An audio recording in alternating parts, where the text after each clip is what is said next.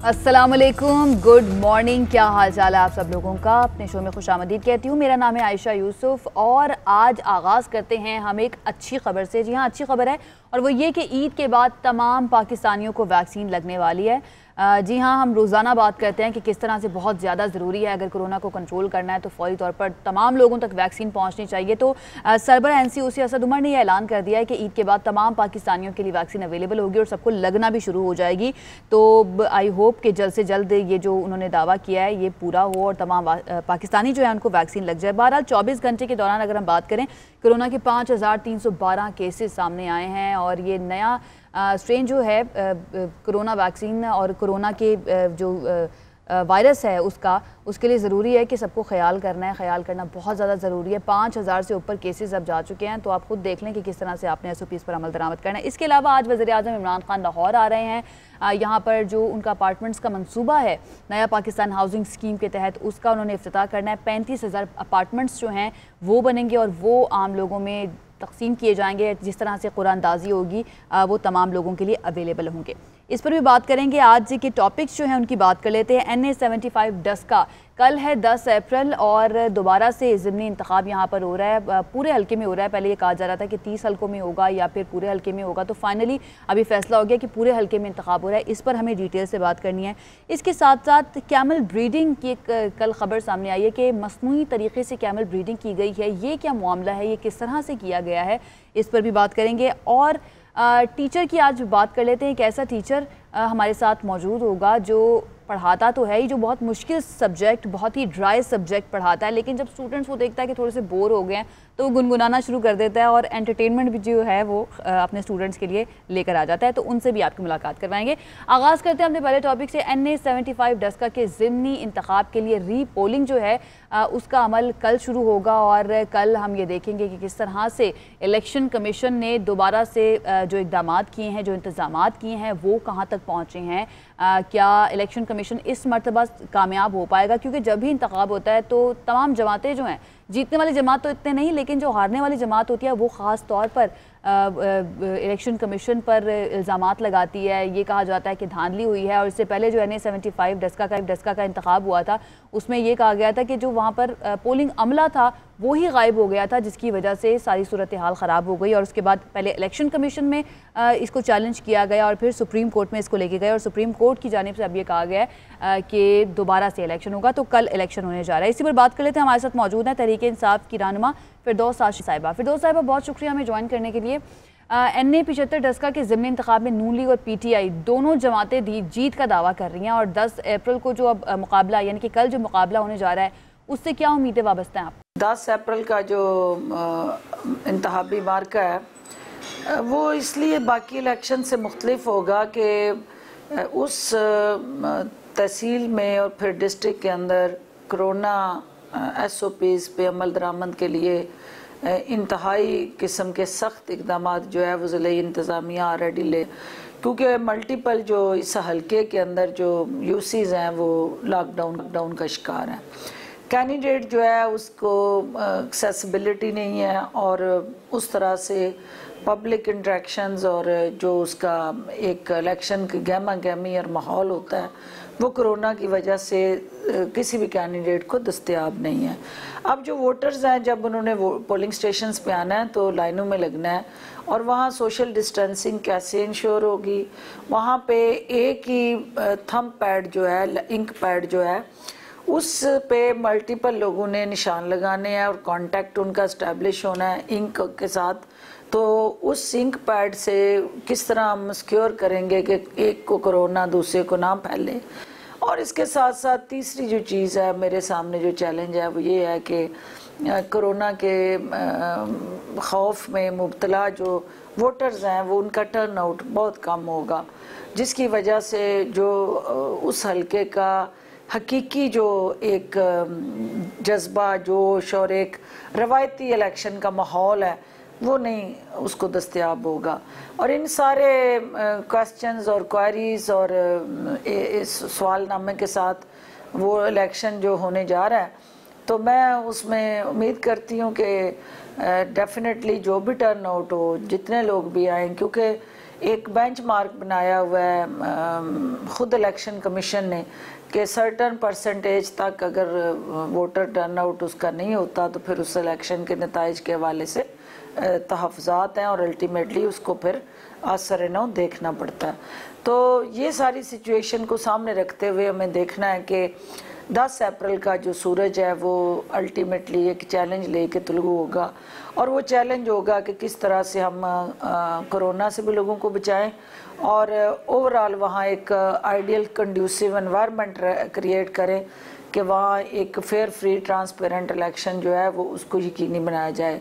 जो मेरी सोच के मुताबिक हमारा पीटीआई का पलड़ा इस हवाले से भारी है कि पीटीआई ने जो है वो जिन जिन एरिया से मेजॉरिटी से उन पोलिंग स्टेशन से इलेक्शन जीता हुआ है उनमें उसको और ज़्यादा सपोर्ट मिलने की तवक्को है और पीटीआई के मुखालिफ नून लीग की जो इस वक्त लीडरशिप है वो इट्सेल्फ तितर बितर है और उनका बयानिया भी जो है वो तदफीन हो चुका है।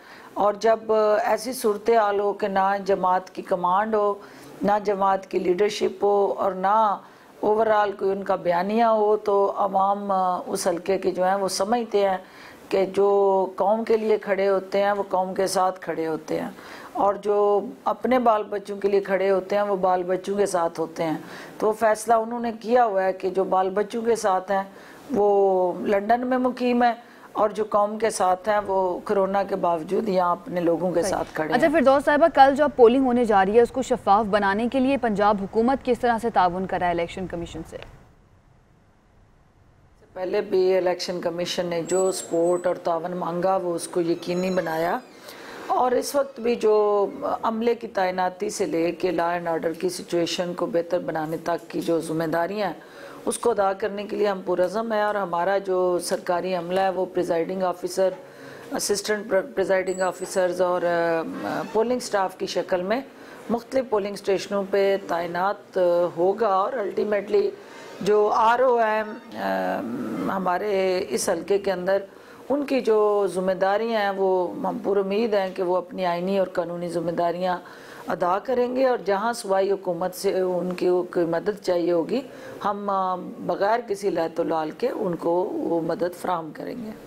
अच्छा फिरदौस साहिबा, इलेक्शन कमीशन का फैसला आया और उसके बाद इंतजामी अफसरान जो थे उन्हें तब्दील कर दिया गया है और आपने ज़मानी तौर पर मुतालबा भी किया है कि प्रिजाइडिंग अफसर जो है उसके खिलाफ कार्रवाई की जाए। क्या PTI रिटर्निंग अफसर के खिलाफ कोई बाज़ाब्ता दरख्वास्त देगा कि कार्रवाई की जाए उनके खिलाफ? देखिए, रिटर्निंग ऑफिसर की तब्दीली या ओवरऑल उनके हवाले से जो तहफ़्फ़ुज़ात हैं वो उस इलेक्शन के प्रोसेस के अंदर जो फील किया गया और एक तासर उभरा कि वहाँ पे RPO, DPO, कमिश्नर, DC और तमाम जो मुतल्लिका अफसरान है SC और DSP समेत उन सब की तब्दीली हुई और वहाँ पे इलेक्शन के हवाले से जो उंगलियाँ उठी उस पे उनको सस्पेंड किया गया और मुख्तलिफ इंक्वायरीज शुरू हुई।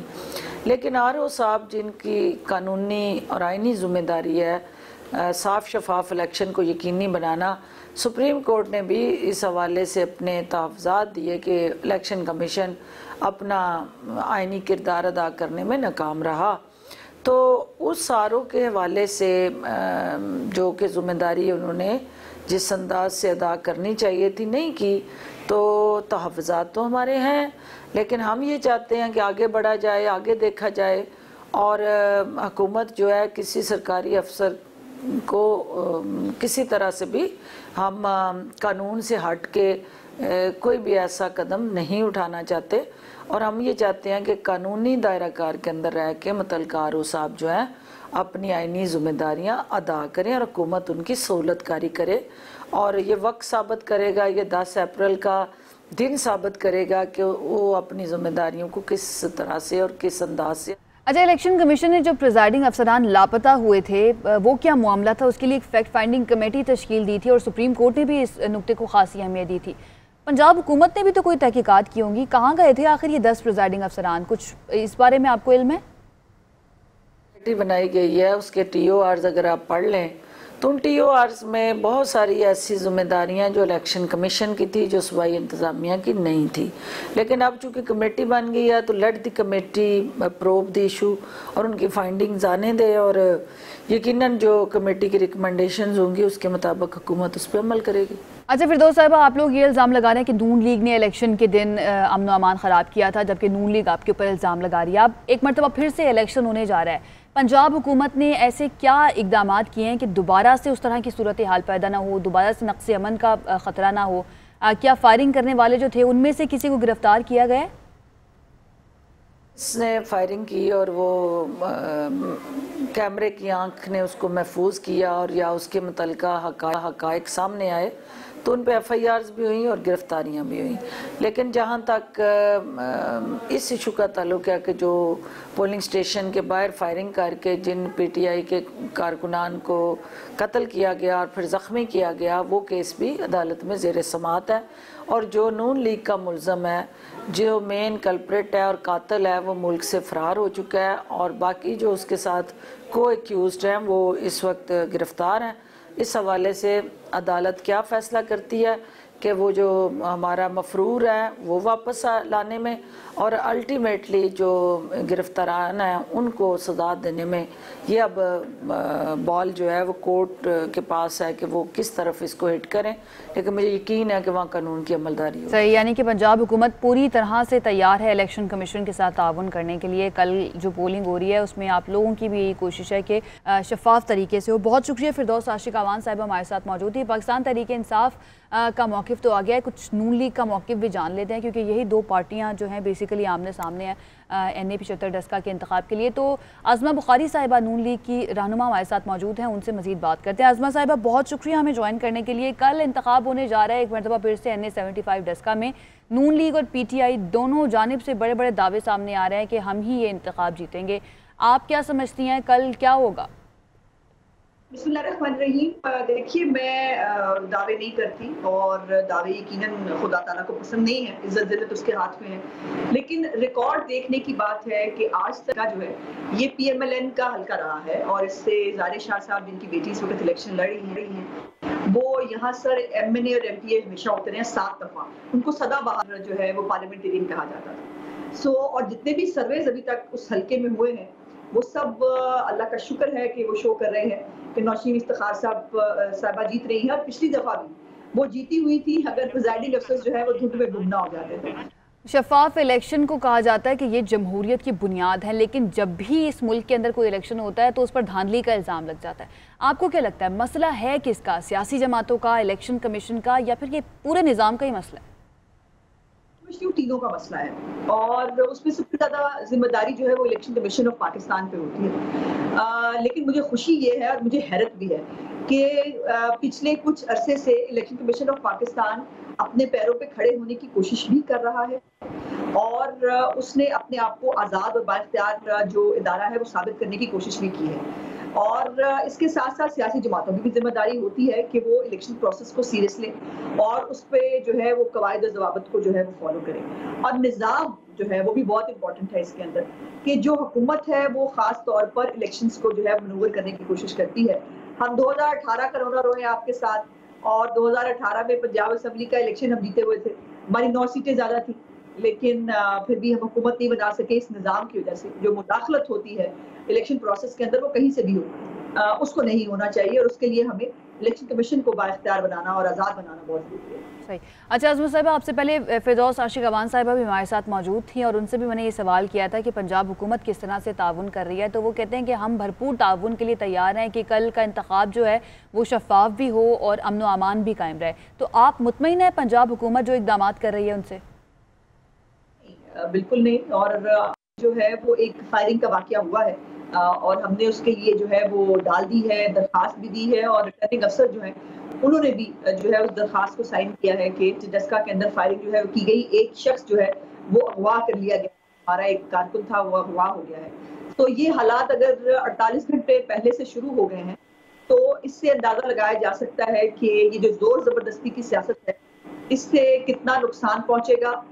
तो ये जो प्रॉब्लम है जोर जबरदस्ती वाला, ताकत का इस्तेमाल करने का इलेक्शन के अंदर, ये पीटीआई पहले भी पिछली दफा करके देखा उसने और उसको नुकसान। लेकिन अफसोस की बात यह है कि पंजाब हुकूमत का जो एक हथियार है वो इस्तेमाल करने से ये बाज नहीं आ रही और इसकी वजह से जो लोगों को डराना धमकाना चाहते हैं। पिछली दफा भी एग्जैक्टली ये पैटर्न था कि डस्का के अंदर जहां हजारों की तादाद में लोग पोलिंग स्टेशन के बाहर खड़े थे वोट डालना चाहते थे, वहां पर लोगों को रोका गया कि वो पोलिंग जो है वो उसमें पार्टिसिपेट ना कर सके, फायरिंग की गई, लोगों को डराया धमकाया गया। और अब भी ऐसा ही एक सजा बनाने की कोशिश की जा रही है जो यकीनन अमन अमान की सूरत हाल के हवाले से खतरनाक सही। है। इलेक्शन कमीशन की आपने बात की कि पिछले कुछ अरसे से कोशिश कर रहा है इलेक्शन कमीशन के अपने पैरों पर खड़ा हो, और अभी अगर हम देखें इस इंतखाब से पहले टेक्नोलॉजी को बहुत ज़्यादा अहमियत दी जा रही है इलेक्शन कमीशन की जानिब से। ये कहा गया है जो SOPs जारी हुए हैं कि इंतखाबी अमले के पास स्मार्टफोन लाजमी होगा, लोकेशन उनको ऑन रखने की हिदायत की गई है ताकि कहीं वो गायब ना हो जाए इधर उधर। इलेक्शन कमीशन के अब इस किरदार को आप कैसा देखती हैं NA-75 के दौरान? की बात यह है कि ये इम्प्लीमेंट कितने % होगा। ये याद होना चाहिए कि RTS सिस्टम भी एक टेक्नोलॉजी थी जो 2018 में इंट्रोड्यूस कराई गई थी। उसके बाद उस RTS का क्या हुआ ये आपको भी मालूम है, मुझे भी मालूम है। और यहाँ पर जो ये पिछली दफा भी जो हुआ, मैंने तो पहले दिन बता दिया था कि जो है वहां पर एक डेरे पर ये सब मौजूद थे और वहां पर फिरदौस बाजी बैठी हुई थी। उसके बाद उन्होंने मुझे कहा भी वो मुझे नोटिस भेजेंगी, मैं आज तक इंतजार कर रही हूँ, नोटिस नहीं आया। और मैं समझती हूँ कि इलेक्शन कमीशन को वंस फॉर ऑल अगर वो इसका फैसला कर देंगे और करार वाकई सजा देंगे जिम्मेदारों को जो वहां पर प्रिजाइडिंग अफसर्स को अगवा करके बैठे थे, तो फिर लोगों के लिए इलेक्शन को प्लान करना, इलेक्शन को चोरी करना जो है वो इतना आसान नहीं रहेगा। और इसको अगर टेस्ट केस बना लिया जाए तो ये आने वाले बहुत सारे इलेक्शंस के लिए अच्छा साबित होगा। सही। इलेक्शन प्रोसेस के दौरान कारकुन बड़े अहमियत इख्तियार कर जाते हैं क्योंकि उन्होंने वोट पर पहरा देना होता है। तो नून लीग ने इस सिलसिले में क्या लाया अमल अपनाया है? क्या कारकुनों की कोई तरबियत की गई है? बिल्कुल दी जा रही है। हमें इलेक्शन लड़ना बड़ा अच्छे आता है और हमें अब इलेक्शन में के बाद अपने वोट पे पहरा देना भी आ गया है और हमारे वर्कर पूरी तरह तैयार है। पिछली दफा भी हमने वोट पे पहरा ना दिया होता तो इलेक्शन जो है वो जीतने के बावजूद हमें हरा दिया गया होता 2018 की तरह। तो हमने 2018 से बहुत कुछ सीख लिया है। भी हमारे पोलिंग एजेंट्स जो हैं उनकी ट्रेनिंग हुई है और सबसे जो इसमें इंटरेस्टिंग बात है वो ये है कि हमारे कायद मियां मोहम्मद नवाज शरीफ साहब जो हैं वो वीडियो लिंक पर मौजूद थे अपने पोलिंग एजेंट्स को जो है बात करने के लिए, तो जो है वो हिम्मत और हौसला देने के लिए। तो इंशाल्लाह ताला अपना जो है वोट का जो है हक वो भी लोगों को अदा करने की पूरी जो है वो इनकरेज किया जाएगा और अपने वोट पे पहरा देना भी हमें खूब आता है। बहुत शुक्रिया। आसमा बुखारी साहब हमारे साथ मौजूद थी। नून लीग का मौक़िफ़ भी आ गया है, तो दोनों जमातें पाकिस्तान तहरीक इंसाफ हो या नून लीग हो बड़ी पुरअज़्म नज़र आ रही हैं और दोनों तरफ से डेफिनेटली आपने देखा ही है कि दावे किस तरह से किए जा रहे हैं। लेट्स सी कि कल जो इंतखाब होने जा रहा है, दोबारा से पोलिंग होने जा रही है, उसमें क्या होता है। अब एक ब्रेक लेते हैं। ब्रेक के बाद जब वापस आएंगे तो कैमल ब्रीडिंग का मसनूई तरीका क्या है, इस पर बात करेंगे। हमारे साथ रहिए। Welcome back. और अब बढ़ते हैं अपने अगले टॉपिक की जानिब और आपको बताते हैं कि ज़रई यूनिवर्सिटी फैसलाबाद के साइंसदानों ने पाकिस्तान की तारीख में पहली मरतबा ऊँट की मसनूई नस्ल परवरी का कामयाब तजुर्बा किया, यानी कि कैमल ब्रीडिंग किया लेकिन आर्टिफिशियल तरीके से। इस तजुर्बे से कहा जा रहा है कि ऊँट की आला नस्ल को महफूज करने के साथ साथ जो उसका दूध होता है और जो गोश्त है उसकी मयारी पैदावार में इजाफा होगा और मटरेजा नस्ल की ऊँटनी जो है उसमें मसनूई तरीके से ब्रीडिंग का पाकिस्तान में अपनी नौयत का ये पहला तजुर्बा है जिससे ऊँट की मादा बछड़े की पैदाइश हुई है। पाकिस्तान में ऊँटों की कुल आबादी की अगर बात की जाए तो वो तकरीबन 11 लाख है, जबकि ऊँट पालने वाले मुल्कों में पाकिस्तान दुनिया का 8वां बड़ा मुल्क है, यानी कि 8वें नंबर पर आता है उन मुल्कों में जहाँ पर ऊँट बड़ी तादाद में पाले जाते हैं। ऊँट की आला नस्ल की अफजाइश से मुल्क को जो फूड सिक्योरिटी के चैलेंजेस दरपेश हैं उनसे निपटने में मदद मिलेगी, जबकि लाइफ स्टॉक का शोबा जो है उसमें ये अहम संग मील साबित हो सकता है। ज़रा यूनिवर्सिटी फैसलाबाद की फैकल्टी ऑफ वेटरनरी साइंसेज के डीन डॉक्टर जफ़र इकबाल कुरैशी साहब मौजूद हैं। उनसे इस बारे में बात करते हैं कि आखिर इसकी ज़रूरत क्यों पेश आई है और ये किस तरह से किया गया। डॉक्टर साहब बहुत शुक्रिया हमें ज्वाइन करने के लिए। मुल्क में पहली मरतबा मसनूई तरीके से कैमल ब्रीडिंग की गई है। इस नई ब्रीड की क्या खसूसियात हैं और ये कितना कामयाब रहा है तजुर्बा? कैमल की अगर आप ब्रीड्स की बात करें तो पाकिस्तान में दो जो हैं वो बैक्ट्रियन कैमल है और ड्रोमेडेरियस कैमल है। ये ड्रोमेडरी कैमल है और ड्रोमेडरी कैमल की मरीचिया ब्रीड थी जो कि मिल्क ब्रीड है। तो उसमें ये एक्सपेरिमेंट हमने किया है जो camel breeding and research station रखमानी इस पे बकर पे जो है उसमें किया। उसमें पहले हमने अल्ट्रासोनोग्राफी से सारे जो है वो स्कैन किए और उसके बाद फिर जो है सीमन कलेक्शन की मेल से, जो कि बेस्ट मेल है उनके पास, फिर उसकी प्रोसेसिंग की, डाइल्यूशन की और उसके बाद फिर हमने इंसेमिनेट जो है वो जानवर जो है वो किया। और ये इसकी जो है जब उसने ज़ाहिरा उसकी बर्थ जब हुई है 2 दिन पहले 3 अप्रैल 21 को, तो इस तरह ये जो है ये 100% सक्सेसफुल जो होता है वो एक्सपेरिमेंट। डॉक्टर साहब, इसकी ज़रूरत क्यों पेश आई कि आर्टिफिशियल तरीके से ये ब्रीडिंग की जाए?